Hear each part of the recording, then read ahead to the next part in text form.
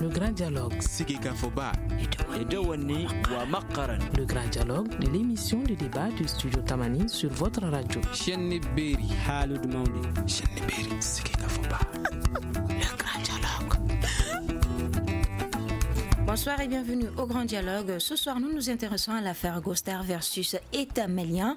La Cour suprême condamne l'État malien à payer 25 milliards de francs CFA, inclus les dommages et intérêts à un fournisseur. L'État n'avait pas totalement payé ce dernier après la livraison d'équipements militaires aux forces armées maliennes. Nos invités sur ce plateau, Boubacar Bokoum, politologue, Moussa Bendeka Diabaté, président de l'initiative pour le changement au Mali et en Afrique, Speti Agado, membre de la société civile. Je suis Fatmata Togola.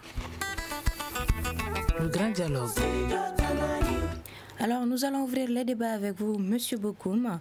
Selon vous, comment cela a pu se passer? Merci. Vous savez déjà que nous sommes dans un état où généralement l'impunité est de mise. Donc du coup, dans l'administration, ceux qui fautent ne sont pas généralement sanctionnés. Donc du coup, personne ne se sent investi de la mission de bien réussir la mission de l'État. Donc vous comprendrez aisément pourquoi ce genre de choses arrive fréquemment. L'État est généralement condamné à tous les coups parce que juste un agent de l'État a fauté, n'a pas fait correctement son boulot, mais à la clé, il n'y a pas de sanction, donc la récidive, elle est toujours là. D'accord. Alors, Monsieur Diabaté, selon vous, qu'est-ce qui s'est-il passé? Je pense qu'on est dans un système qu'on n'a pas pu maîtriser, qu'on appelle démocratie. Je suis d'accord que la démocratie, c'est une bonne chose, mais la démocratie a ses règles et ses principes. Et parmi les règles et les principes, on parle de gouvernance. On parle de gouvernance, on parle de bonne gouvernance. Et les deux sont différents. La gouvernance, c'est la mise en place des institutions qui gouvernent un pays. La bonne gouvernance, c'est les instructions confiées à ces institutions pour la bonne marche et pour l'intérêt de tout le monde. Aujourd'hui, on est dans, c'est pas seulement propre au Mali, c'est tous les pays africains. La société civile est toujours au départ par le fait qu'elle vote. Elle est au milieu parce qu'elle est bénéficiaire. Et elle est à la fin parce que c'est elle qui reçoit les conséquences. Qu'est-ce qui se passe? Tout laisse à croire que tout ce qui s'est passé n'est que la conséquence des manques de programmes de vision. On est dans un pays, comme je l'ai dit, ce n'est pas propre au Mali, on est dans un pays où il n'y a pas de vision. On se lève le matin brutalement, on prend les décisions. Aujourd'hui, pour avoir les informations sur le Mali, il faut écouter les chaînes internationales. Et quand je parle de démocratie, je colle à ce mot un des principes de la responsabilité sociétale, qui en a 7. Et parmi les 7, il y a ce qu'on appelle la gouvernance. Et la gouvernance, il y a 8 principes, parmi lesquels il y a la redevabilité, il y a l'éthique, il y a l'information, il y a la communication, il y a la prise en compte des attentes des parties prenantes. Et ces parties prenantes, c'est cette société civile. Je parle de communication. On est mal à l'aise aujourd'hui même de voir ou de regarder la chaîne malienne parce qu'il n'y a pas d'information. Mais qu'est-ce qui se passe? L'État paye un avion. Ce n'est pas une fin en soi, mais c'est la façon de faire. C'est-à-dire qu'on a ignoré une société civile qui est là. On a zappé une société civile. Est-ce que l'achat de cet avion était inscrit dans un programme? Ce qui veut dire que est-ce qu'il y avait un programme? Oui, normalement, il devrait y avoir un programme. Mais comme on est dans un pays où il n'y a pas de programme, c'est le laisser aller. Donc c'est envoyé vers. Et concernant la livraison de ces équipements militaires? Aujourd'hui, personne ne sait ce qui se passe. Donc il y a un déficit de communication. Et il y a un déficit de redevabilité. On demande simplement à nos autorités de nous dire qu'est-ce qu'ils veulent faire et comment ils veulent le faire. Aujourd'hui, personne ne sait qu'est-ce qui se passe autour de cet avion. On va nous parler de décret de secret défense, mais c'est du pipeau. D'accord, monsieur. Voilà. Nous allons venir à cette situation. Oui. Alors, monsieur Agado, quelle est votre observation par rapport à cette affaire? Merci de m'avoir donné l'occasion de m'exprimer sur cette question-là. Je dirais tout simplement en tant que société civile, en tant que malien, citoyen malien, je suis abasourdi par ce que je vois. Et mon impression, c'est que nous ne sommes pas dans une situation d'essai. Nous sommes habitués, n'est-ce pas, à voir l'État capituler lorsque l'État lui-même se fait harakiri, lorsque ce sont les agents de l'État eux-mêmes qui créent les situations, n'est-ce pas, de voler l'État. Nous ne sommes pas surpris. Donc, on sait que dans cette affaire-là, c'est toujours les grands, c'est le président, c'est sa famille, c'est son entourage, c'est eux qui sont trempés dans cette histoire-là. Et on ne s'attend pas à ce que nous, Maliens, nous soyons victorieux, nous gagnions, nous soyons remis dans nos droits. Parce que ce qui nous intéresse aujourd'hui, c'est qu'on nous mette dans nos droits. Il y a eu des détournements, il y a eu des marchés passés dans des conditions les plus douteuses. Il y a eu de la gabegie, du gaspillage. Les vérificateurs fournissent des rapports par rapport à ce qui est détourné. On ne nous rend pas compte de ce que l'État a retrouvé par rapport à ces détournements-là. Au contraire, on nous montre un État qui est en train encore de sortir de l'argent pour donner à qui? C'est le même club. Cette société-là, elle est complice. En tout cas, de notre point de vue malien, cette société-là, elle est complice avec ceux-là qui viendraient ce marché. Et c'est l'occasion de prendre de l'argent encore contre le peuple malien et de le distribuer. Voilà l'impression que nous avons. D'accord. Alors, M. Bokoum, partagez-vous le même avis que M. Akado concernant la complicité de l'État et cette société? Non, je suis entièrement en phase avec lui parce que, comme l'a dit M. Diabato tantôt, en fait, le problème, c'est la bonne gouvernance. Donc, c'est la corruption qui a gangréné l'État dans tous ses démembrements et nous avons un comportement sociétal qui, en fait, pose problème et à beaucoup de niveaux. Donc, aujourd'hui, qu'on en arrive à ce genre de situation, comme il l'a dit, c'est pas surprenant. À tous les niveaux, les contrats sont passés sans qu'on comprenne comment.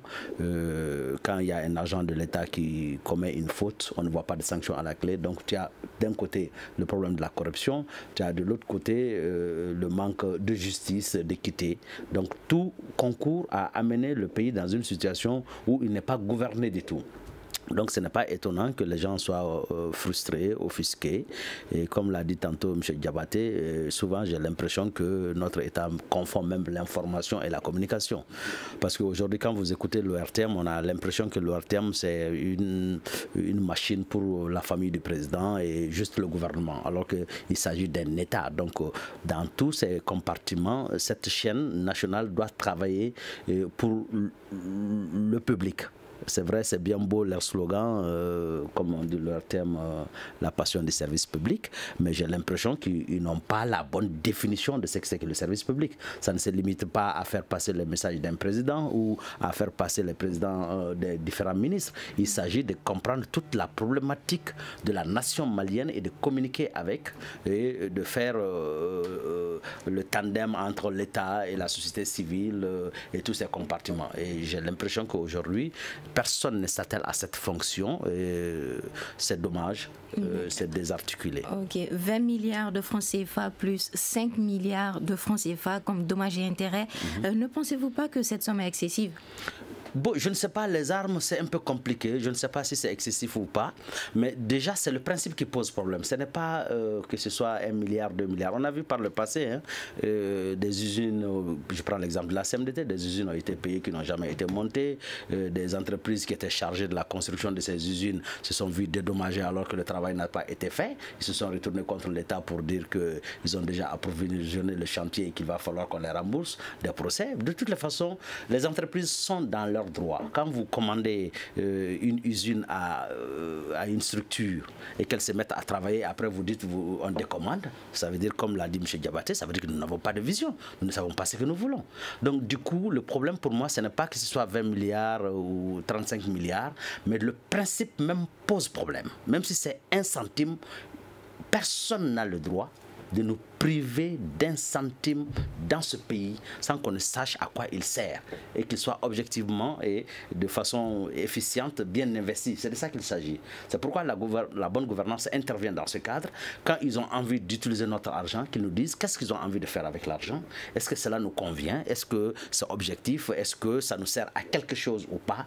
Donc c'est pourquoi il y a le Parlement, c'est pourquoi il y a les partis politiques, pour que ce débat soit bien nourri et qu'on sache réellement où est-ce qu'on va Donc cette divergence d'idées, cet antagonisme doit nous permettre d'avoir une vision claire par rapport à notre pays. Mais malheureusement aujourd'hui, le problème il est à sens unique.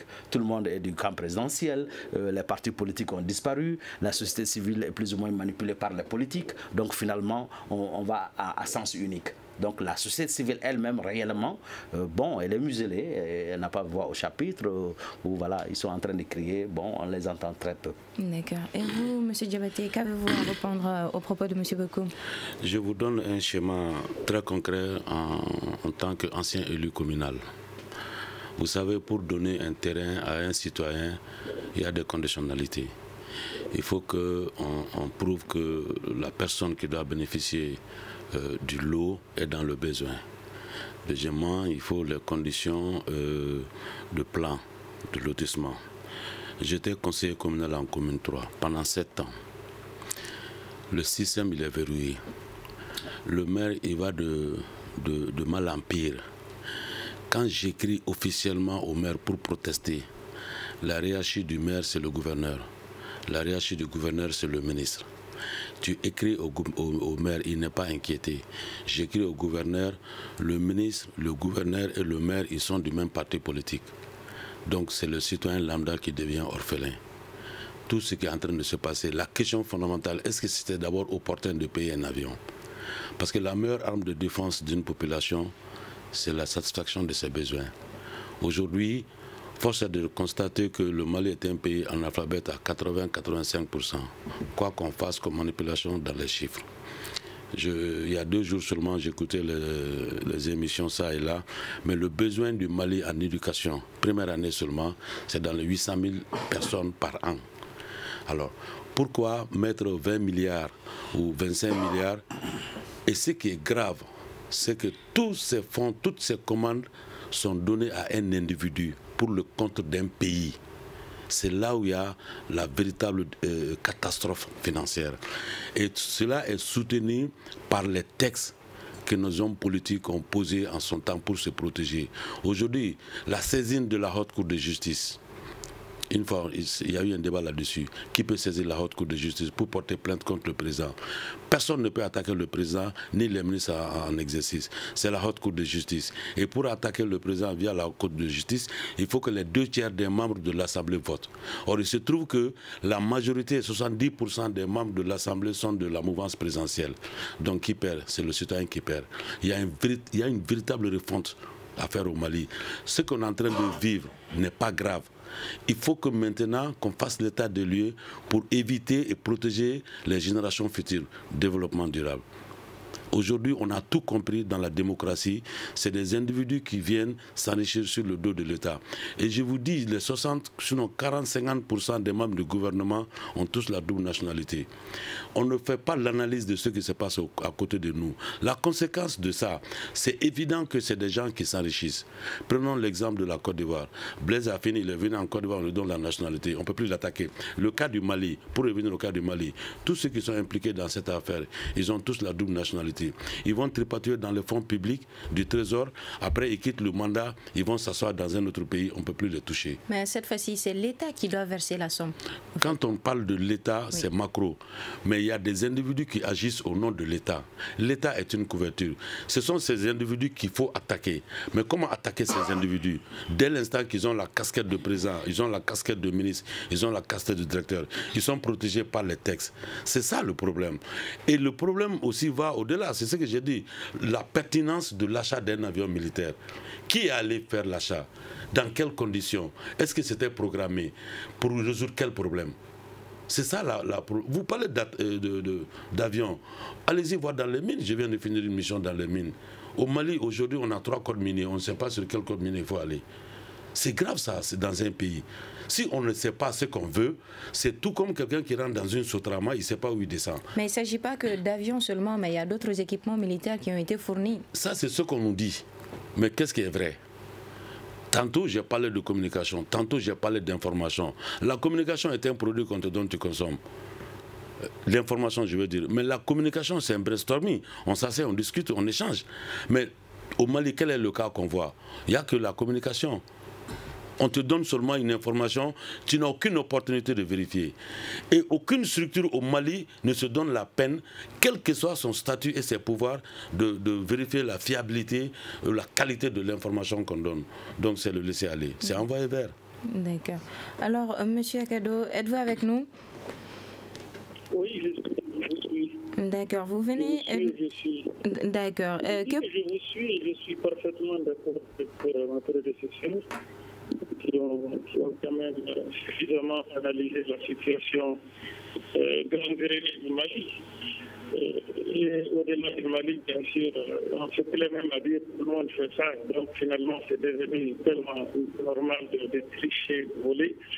Alors, moi, je suis seulement étonné de voir que on nous parle je vous entends parler tout de suite de l'État. C'est l'État qui... Mais l'État, c'est l'État qui a donné, qui est l'acteur principal dans l'attribution des marchés. Où est cet État-là?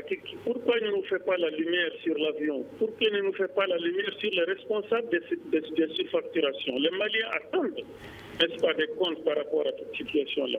Mais au lieu de ça, on nous montre un État encore qui est prêt à sortir l'argent du contribuable malien pour le donner à ce même État. Parce que pour nous, l'État, c'est tous ces comploteurs-là, n'est-ce pas, qu'il s'agisse des commerçants, qu'il s'agisse de l'étranger, qu'il s'agisse des premiers responsables du pays, qu'il s'agisse n'est-ce pas, de ceux qui sont dans tous les cas chargés de veiller sur le bien public. C'est tous ces gens-là, l'État, et malheureusement, on ne nous rend pas compte de ce qui se passe. On nous accuse plutôt. Pour répondre un peu sur un des propos d'un de mes prédécesseurs qui parle de la majorité des Maliens qui sont analphabètes. Mais le problème du Mali, ce n'est pas l'analphabétisme. Le problème du Mali, c'est que le Mali est victime, n'est-ce pas, de ces cadres, est victime de ceux-là qui ont été à l'école, est victime de ceux-là qui ont les plus gros diplômes. C'est eux les grands. Quand j'entends un ministre de la République, tel que Tapo, dire que les surfacturations ne sont pas un crime. Alors, où est-ce qu'on va? Où est-ce qu'on est? On est dans quel pays? Sous la casquette d'avocat, il se permet de dire que les surfacturations ne sont pas un crime. Alors qu'il était ministre il y a quelques jours, qui va défendre le citoyen malien? Moi, je pense qu'au jour d'aujourd'hui, on n'a plus de questions à se poser. Il n'y a qu'une seule alternative, c'est-à-dire que la société civile, tout simplement, en tout cas la société civile responsable, doit prendre les choses en main. Je ne sais pas pourquoi la plateforme Ante-Abana a arrêté, n'est-ce pas, d'acculer ces gens-là, parce qu'il s'agit de ça. Le problème, ce n'est pas seulement la constitution que ces gens-là ont voulu nous porter de force, mais c'est aussi ce système de vol organisé, de détournement organisé dans lequel ils nous ont installés depuis la venue de la démocratie. Finalement, ce sont ces fameux démocrates-là qui sont en train de créer les conditions de ruiner, n'est-ce pas, les espoirs du peuple. Et ça, il faut que les gens s'organisent. Sinon, on n'attend rien de cet État-là, ni de son opposition, ni de ceux qui sont dans la majorité. Ils sont tous responsables. En tout cas, ils sont tous unanimes sur cette façon de gérer le bien public, c'est-à-dire le détourner avec la complicité des avocats, avec la complicité de la Cour constitutionnelle, avec la complicité des étrangers. C'est ça, c'est dans ça qu'ils nous ont installés depuis la venue de la démocratie. Monsieur Akado, donc direz-vous que cette affaire serait une forme de détournement de fonds encore? C'est un détournement. Nous sommes tout simplement dans la veille des élections. Il faut chercher de l'argent. Voilà, il faut chercher de l'argent pour assurer la réélection. On a fait le remaniement l'autre jour, nous avons vu comment ça s'est passé, nous savons que c'est une équipe de campagne. Nous voyons cette affaire-là surgir du néant, alors que les Maliens s'attendent à ce que les voleurs soient arrêtés, soient punis. Non, c'est l'État qui doit sortir de l'argent pour donner à qui? Aux complices de ceux qui ont passé les marchés, c'est-à-dire la famille présidentielle, c'est-à-dire tous ces gens-là qui travaillent avec le président aujourd'hui même. Dans tous les cas, l'argent de l'armée, l'argent destiné à l'armée, nous avons l'habitude de le voir être détourné. Et c'est ce qui a foutu notre armée, c'est ce qui a mis notre pays à genoux. C'est ce qui a fait qu'on n'est pas capable de se défendre aujourd'hui. Aujourd'hui, où nous comptons plus de morts dans l'armée, où notre armée est inopérationnelle, c'est aujourd'hui que des gros montants sortent pour n'est-ce pas, pour le budget de l'armée. Ça n'ira pas dans la défense de la nation, tout le monde le sait, ça ira dans les comptes des gens, et ces gens-là, ils sont connus. Ils sont les proches du président de la République, ils sont ses ministres, ils sont ses enfants, ils sont ses amis, etc., etc. Tout le monde le sait. Et c'est ça que la société civile doit absolument arrêter aujourd'hui. D'accord. Alors, M. Diabaté, voilà. Vous venez d'entendre M. Agado. Pensez-vous que cette affaire est une forme de détournement aussi? C'est un crime. Quand vous parlez de détournement, vous les arrangez, c'est un crime. Parce que, imaginez tous ceux qui sont impliqués dans cette affaire, si c'est leur propre argent, ils ne vont pas se comporter ainsi. Donc ça veut dire qu'ils s'en foutent, quelles que soient les conséquences néfastes sur la population, mais que leur intérêt soit satisfait. Il a dit tantôt, c'est pour des intérêts personnels. Bon, lui, il a parlé de préparation d'élection. Moi, je vais loin. Là, ce n'est même pas la préparation d'élection, parce qu'ils savent qu'ils ne vont plus revenir aux affaires. Mais comment faire pour pérenniser leur niveau de vie durant tout le reste du temps qu'ils vont faire sur Terre? C'est surtout ça. Mais ce qui est encore, je le dis, je le répète encore, tout ce qu'on est en train de vivre sont inhérents à un État. Nous sommes en train de traverser des périodes extrêmement difficiles. Mais ce qui est important, avoir un problème n'est pas grave. Mais ne pas pouvoir trouver de solution au problème, c'est ce qui est grave. On est en train de vivre une période de la vie qui ne se répétera pas au Mali. À nous maintenant, qui sont la génération pas impliqués dans ce tripatouillage, de voir en quoi est-ce qu'on peut être utile pour notre pays, pour apporter des solutions afin que tout ceci puisse s'éterniser. Parce qu'en Afrique, c'est dans la démocratie que les médiocres arrivent au pouvoir. Hein. Tous ces membres du gouvernement, là, tu les prends, tu les fais un test, ils ne peuvent pas accéder à un gouvernement. Parce qu'on est dans des pays médiocres. Mais médiocres comment? Parce que à l'aune de la démocratie, tout est parti sur la base des textes. Et les textes ont été faits, taillés à l'image des intérêts des personnes qui étaient là. Aujourd'hui, on est en train de subir les conséquences de la faiblesse des textes. Sinon, comment un président ou un ministre peut se lever pour dire que détourner n'est pas un crime? Tantôt, on parle de sécurité irrésiduelle. C'est des termes que moi, j'ai fait beaucoup d'études. L'insécurité résiduelle au Mali, j'ai entendu parler de ça. Mais vous demandez à Manassa d'aller à Kidal pour saluer un parent, elle n'ira pas. Bon, alors, je ne sais pas pourquoi vous parlez par procuration pour protéger des individus, des intérêts personnels au détriment de tout un État. Alors vraiment, ça, c'est déplorable. D'accord. Alors, M. Bokoum, qu'en dites-vous? Oui, je suis totalement en phase. Comme il l'a dit, c'est une mafia. Et je me rappelle bien en 91, quand nous avons commencé à critiquer le principe soi-disant démocratique, on nous a dit que nous étions des apatrides. Juste que, effectivement, le mouvement démocratique que nous avons connu en 90, tout le mensonge est parti de là. Tout le mensonge est parti de là. Donc encore, c'est le même grain qui est en train de se passer la main, et c'est eux qui gèrent les affaires de l'État aujourd'hui. Qu'ils soient de l'opposition ou du parti au pouvoir, et que ce soit les partis satellites qui gravitent autour, c'est exactement les mêmes. Donc, du coup, comme M. Diabaté l'a dit tantôt, les textes ont été faits à leur mesure, parce qu'aujourd'hui, même quand vous prenez l'article, si j'ai bonne mémoire, 121 de notre Constitution, qui dit que le crime, le coup d'État, le putsch ou le coup d'État est un crime imprescriptible. Je suis d'accord que ce soit un crime imprescriptible. Mais qu'est-ce qui amène un coup d'État? C'est la mauvaise gouvernance. Mais pourquoi la Haute Cour de justice qui est chargée de veiller au grain n'est pas fonctionnelle? Pourquoi le tribunal militaire qui est chargé de juger les affaires militaires n'est jamais opérationnel? Ça veut dire qu'il y a une opacité totale autour de la gouvernance qui fait qu'aujourd'hui, on ne sait pas dans quelle direction on va exactement. Donc du coup, depuis 1990 jusqu'à aujourd'hui, les gouvernants, quand vous regardez, quand il y a un remaniement ministériel, il y a juste un rétoilettage, quelques-uns qui s'en vont, quelques-uns qui changent de poste, quelques-uns qui reviennent, comme si les Maliens n'avaient aucun niveau pour pouvoir accéder aux affaires publiques ou de pouvoir gouverner.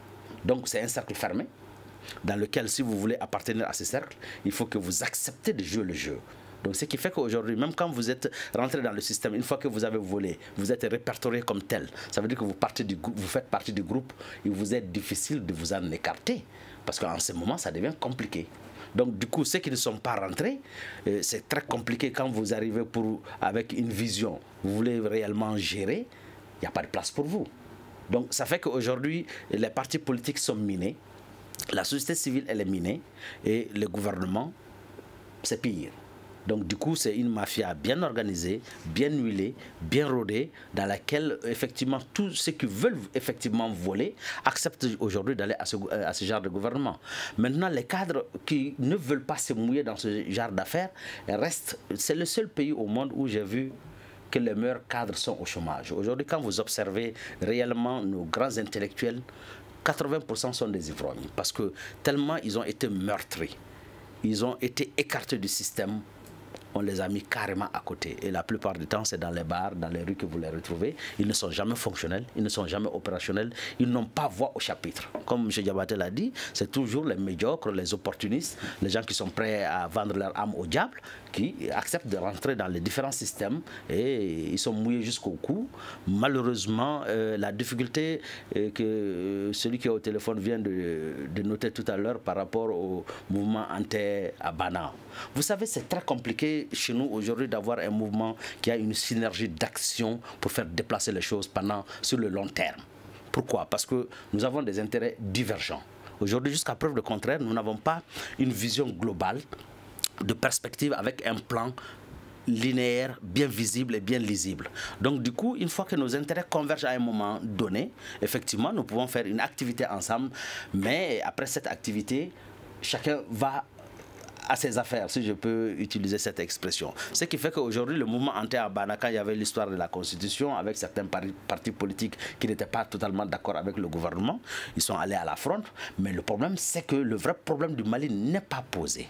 Si on a posé concrètement où va le Mali et comment on va y arriver et que cette problématique elle est bien résolue, je pense que beaucoup de concitoyens vont se retrouver dans cette dynamique et on aura la synergie nécessaire pour aller au changement souhaité. Je voulais juste ajouter un point important. Il a souligné les événements de 91-92. Aujourd'hui, avec le coup d'État de Aya, on a vu tous les pays de la CEDEAO s'agiter autour du Mali antidémocratique. Mais au fait, est-ce qu'on s'est donné la peine de chercher à savoir qu'est-ce que c'est qu'un coup d'État? Est-ce que le coup d'État il est seulement militaire? Il n'est pas seulement militaire. Le coup d'État il est économique. Le coup d'État il est social. Il est culturel. Aujourd'hui, tu fabriques un faux billet. On te prend, on te met en prison, après tu t'en vas. Des responsables maliens qui ont détourné des centaines de milliards, qui ont été attaqués par la justice, emprisonnés. On a vu ces gens, on les a simplement et purement libérés. Au même moment, il y a des gens qui sont dans la prison, qui ont plus de 20 ans, pour affaires de 5 000, 10 000, 50 000. Vous pensez la rébellion? Ce n'est pas ceux qui sont au nord qui font la rébellion. La rébellion est la conséquence de la non-satisfaction des besoins d'une personne. Moi, j'ai ma maison. Toi, tu viens me dessaisir de ma maison parce que tu es de la mouvance présidentielle, parce que tu es dans les affaires. Je n'ai aucun moyen de recours. Pourtant, tous les textes sont là pour endiguer ce fléau. Mais finalement, qu'est-ce qui va se passer? Moi, ce que j'ai sur le cœur, c'est moi seul qui le sais. Mais je vais aller dans le djihadisme. Le djihadisme, ce n'est pas seulement ceux qui sont dans le nord, c'est la mauvaise gouvernance. Aujourd'hui, les cassettes piratées, ces artistes, vous, les journalistes, etc., vos produits, les gens le payent, ils s'enrichissent sur ça, sans vous donner une contrepartie. Mais il suffit de toucher à l'intérêt d'un président, c'est la justice qui s'en va. Je suis au regret de noter quand l'Union africaine, lors d'un sommet, quand la question a été posée de se retirer du tribunal international, qu'est-ce qu'ils ont proposé? Que les chefs d'État ne soient pas traduits devant les tribunaux. Ça veut dire que la population peut être traduite. Vous pensez qu'on est dans un système normal? Vous qui représentez nos populations, vous partez à un sommet, vous dites que non, c'est vous seuls qui ne seront pas traduits, mais le reste de la population peut être traduit. C'est pour ça qu'on a on a élargi la notion de la saisine du tribunal. Aujourd'hui, tout le monde peut saisir la haute cour de justice. Mais pourquoi on n'en fait pas chez nous au Mali? Parce que les textes sont verrouillés et on se permet de faire ce qu'on veut. C'est ça. Ok, pour revenir à ces 25 milliards, oui. Je voudrais vous demander, est-ce que vous ne pensez-vous pas que si, au cas où ces 25 milliards seront décaissés par l'État, est-ce que ça ne va pas peser sur l'économie du pays? La question d'abord, est-ce que l'économie aujourd'hui peut payer? Non. Vous savez que le budget de l'État est soutenu à 40% par l'aide bilatérale et multilatérale. Les 60% qui sont supposés être les ressources internes, l'État ne peut pas capter les 10% des 60 milliards, des 60%. Donc on est toujours tributaire de l'extérieur. On est loin du développement. Le développement, c'est la maîtrise de son environnement. Quelqu'un qui ne maîtrise pas son environnement, tu ne te développes pas. 1. De 2, le développement est lié à 3 conditions. Il faut avoir ta langue, il faut avoir ta monnaie, il faut avoir ta population. Pour revenir aux 25 milliards, l'État ne peut même pas payer. Le ministre des Finances, quand il était nouvellement venu, je parle de Boubou Sissi, la dette intérieure de l'État était estimée à 210 milliards de francs CFA. Il a mis une commission en place pour vérifier la véracité. Il s'en est sorti avec 20 milliards. Ça veut dire quoi? Ça veut dire que sur les 210 milliards supposés être la dette intérieure, il n'y a que 20 milliards qui sont justifiés. Les autres 190 milliards, c'est du faux. Mais du faux fait par qui? Avec qui? Et comment? Et quand? On est dans ce même système. Tout le temps, c'est la même chose. C'est ce que j'ai dit. Ce qu'on est en train de vivre n'est pas grave. Les 25 milliards, l'État ne paiera pas. L'État n'a jamais gagné un procès au Mali. C'est une chaîne montée. C'est un réseau. L'État n'a jamais gagné. ATT l'a dit. Le siège du tribunal à Badrabougou, il a demandé aux hommes de droit, trouvez-moi un endroit, je vais construire un siège pour vous. Eux-mêmes sont allés chercher un endroit. Ils ont tout regardé, ils ont tout vu, tout était bon. Au moment où l'État a construit, quelqu'un se présente avec un titre foncier. Alors que c'est la justice même qui était impliquée dans ça. Comment vous pouvez comprendre cela? Tout ça, c'est des situations qui nous interpellent. Aujourd'hui, moi je dis, la classe d'hommes politiques qu'on a aujourd'hui a atteint ses limites. Ce n'est pas seulement les 25 milliards. Vous raisonnez en termes monétaires. La vie humaine n'a pas de prix. Or, les centres sont gérés par ces bandits et djihadistes-là. Le reste du pays est ruiné, n'est-ce pas, par ce pouvoir-là. Et ensemble, ils se retrouvent, ils partagent les ressources de la nation. Nous, ils sont tous dans un complot contre ce pays-là et il faut les arrêter. Moi, c'est à ça que je veux réellement inviter les Maliens. D'accord. Alors oui. Réellement dans le durable. Chaque fois qu'il y a eu un problème, les gens se sont indignés, les gens ont parlé, mais jamais on ne s'est assis réellement, comme l'a dit tantôt M. Diabaté, pour s'inscrire dans une logique du durable. Aujourd'hui, le problème, ce n'est pas de dire que ces dirigeants ne sont pas bons. C'est très difficile aujourd'hui de changer la nature de ces dirigeants alors que nous-mêmes, nous n'avons pas changé de comportement. Donc la problématique, elle est plus complexe qu'on ne le pense en réalité. Parce que chaque fois que vous avez enlevé un dirigeant, regardez des années 60 jusqu'à aujourd'hui, tous les présidents que nous avons eus, au moment de partir, ils ont été hués et après, on les voit en héros. Parce que chaque fois que nous avons chassé un président, quand vous voulez parler, vous voulez faire le bilan du régime de Modibo Keïta, vous vous trouvez tout de suite harcelé par ces collègues qui ont vécu cette Bamako ici de façon effarante. Ça veut dire quoi? Et pourtant, on ne peut pas dire que ces différents dirigeants ont bien gouverné et qu'ils ont fait avancer le pays. Non, ce n'est pas vrai. Donc si les intellectuels n'ont pas le courage moral de s'asseoir et de voir réellement qu'est-ce qui a marché des années 60 jusqu'à aujourd'hui, quand nous disons que nous sommes indépendants, de quelle indépendance nous parlons? Quand nous voulons parler d'économie, mais nous voulons parler de quelle économie? L'économie réelle ou cette économie tributaire des Occidentaux où on les traîne par le bout du nez, on nous amène n'importe où et on est prêt à les suivre. Donc, à un moment donné, il faut que nous-mêmes, on s'assume. L'autre jour, j'ai écouté une intervention du président ghanéen qui était en train de parler à M. Macron, mais j'avoue que de façon intellectuelle, j'étais vraiment très à l'aise. Un message clair et limpide qui devrait inciter les chefs d'État africains à se réveiller pour dire qu'on n'attend pas l'aide des autres et que nous-mêmes, on doit travailler et nous avons des ressources. Aujourd'hui, quand tu prends un pays comme le Mali, ne serait-ce qu'en eau, traversé par 1 700 000 et quelques kilomètres de fleuve, car les unités qui auraient dû nous rapporter quelque chose en termes de valeur ajoutée, soit ils sont mis sous tutelle ou ils sont revendus à des multinationales et les royalties civiles se réveillent, qu'on comprenne. Il a dit tantôt que les Maliens à 80% sont analphabètes. Oui, c'est vrai, mais je pense que les Maliens analphabètes, oui, mais on n'est pas cons. Les gens, ils comprennent bien le message. Jusqu'à aujourd'hui, nous n'avons pas eu les leaders que nous voulons. qui ont le leadership, qui peuvent bien communiquer avec leur peuple. Parce qu'il s'agit de transmettre un message à ce peuple et de faire rêver ce peuple par rapport à un changement réel.